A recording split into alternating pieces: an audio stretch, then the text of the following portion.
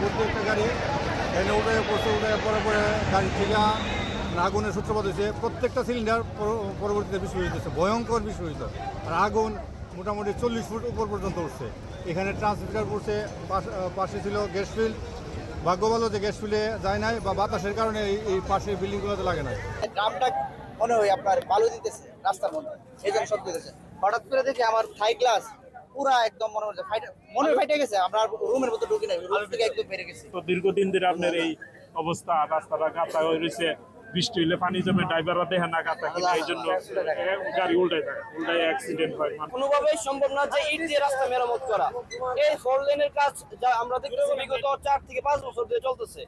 এখানে দিনে প্রত্যেকদিন মিনিমাম 10টা থেকে 15টা করে অ্যাক্সিডেন্ট হচ্ছে।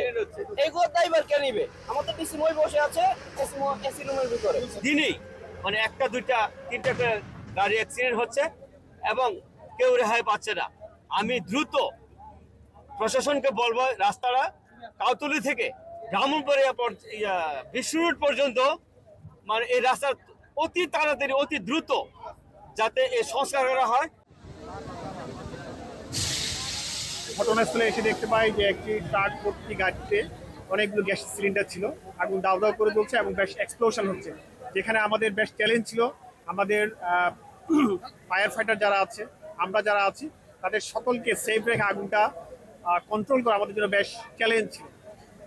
আগুনের ভয়াবহতা এত বেশি ছিল যে আমরা আমাদের পার্শ্ববর্তী যে স্টেশন আছে সরাইল ফায়ার স্টেশন, সেখান থেকে আমাদের দুটো ইউনিট এসে আমাদের সাথে যুক্ত হয়েছে। তো আপনারা এখন দেখতে পাচ্ছেন ইনশাল্লাহ আমাদের আগুন আমাদের পুরোটা কন্ট্রোলে চলে আসছে। এখন পর্যন্ত আমাদের কোনো যানমালের ক্ষয়ক্ষতির কোনো নিউজ নাই। তো আমরা এখন পর্যন্ত কাজ করে যাচ্ছি। আগুনের নির্বাপন শেষ হলে আমরা এক্স্যাক্টলি কি কারণে অগ্নিকাণ্ড সংঘটিত হয়েছে আমরা সেই বিষয়টা আপনাদেরকে বলতে পারবো।